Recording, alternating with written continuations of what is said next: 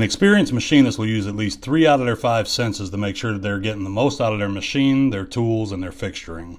First, the sense of taste is something you will most likely never use in machining, although most of us know what coolant tastes like, in addition to other byproducts of machining and fabrication processes like grinding dust, water jet, garnet, and rust. The same can be said for the sense of smell. While the smell of something burning can be helpful if you aren't paying attention to your machine, it doesn't have much use beyond that.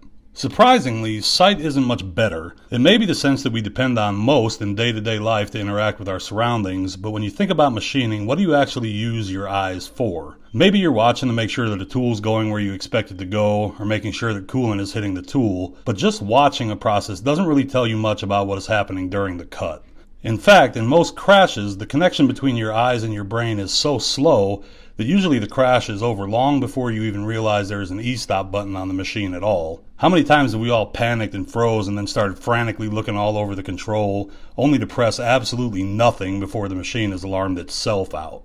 Your eyes can also play tricks on you. For example, a feed move may look way too fast when you're cutting air, and you'll be tempted to slow the feed way down when you're actually cutting metal. While it's true that you need vision for things like setups, indicating, and monitoring spindle load, during the machining process, when the green light's on and your tool's in cut and the coolant's running, you can throw sight out the window.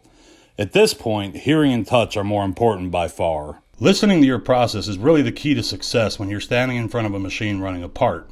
When you work in a shop full of skilled machinists, it's always funny when someone's tool starts to squeal. You're bound to hear at least a few guys from across the shop yelling, "Hey!" or "Whoa!" or "Shut up over there!" And it's because everyone knows that squealing is bad. Now there are some exceptions to the rule, like if you're slotting with a ball end mill on a 3-axis machine. Since the center of the ball is a single point at 0 SFM, it's essentially dragging through the material and it's gonna squall. But in regular milling processes, you shouldn't hear any high-pitched screaming at all. If you do, that's a red flag that something is wrong and needs to be adjusted. So where do you start? Well, you can do one of two things right away. You could either drop your spindle speed or increase your feed. Jesse recently talked about how our natural tendency is to slow things down when we're getting unfavorable results, but you need to make sure that you slow down the right thing. In most cases, slowing down the feed is the wrong answer. In fact, the opposite is usually true. If you have a tool path that's squalling, try upping your feed rate by 10% at a time, up to around the 30% mark, before you try dropping your spindle speed.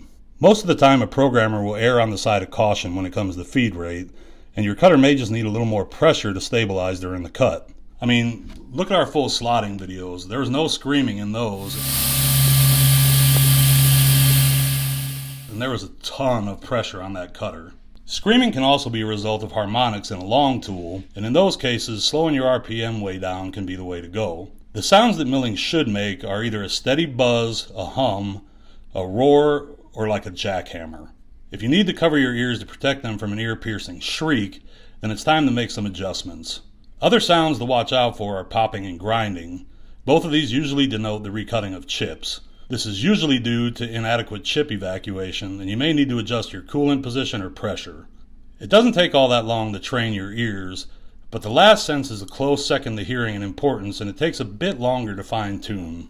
If you watch most really good machinists, you might notice that they maintain physical contact or close proximity with their machine. This might be a hand, shoulder, or forehead against the glass, or even as simple as just your feet on the ground. Sound is really nothing but vibrations that your ears detect and translate. The sense of touch requires no translation, as you're sensing the vibrations themselves in all their different frequencies. Sometimes you may not even be able to hear popping, grinding, or squealing at certain frequencies, but you can feel them. This sense usually takes a lot longer to develop than hearing, but someone that stands in front of a mill day in and day out will end up having this skill even if they don't realize it. It's actually kind of funny how in tune you become with the milling process. There's been several times that I was standing at my machine having a conversation with someone, and I would turn around mid-sentence to adjust something that the other person didn't even hear or feel. So the chatter actually comes because the spindle rate is too high for the feed rate, right? The spindle is spinning and it's actually bouncing the tool on the material. Yeah. I can just hold it right here and it's like I can feel that vibration, So you actually create the pressure to push a little bit harder, which that added pressure stops the vibration. The point is, if you're only using your eyes and ignoring what's happening outside of what you can see, you're missing a huge part of what's happening right in front of you. Start listening to and feeling what's happening, both when things are running perfect and when they are running terrible. Eventually, you'll start to recognize tiny variations in feeling that can make a big difference in your process.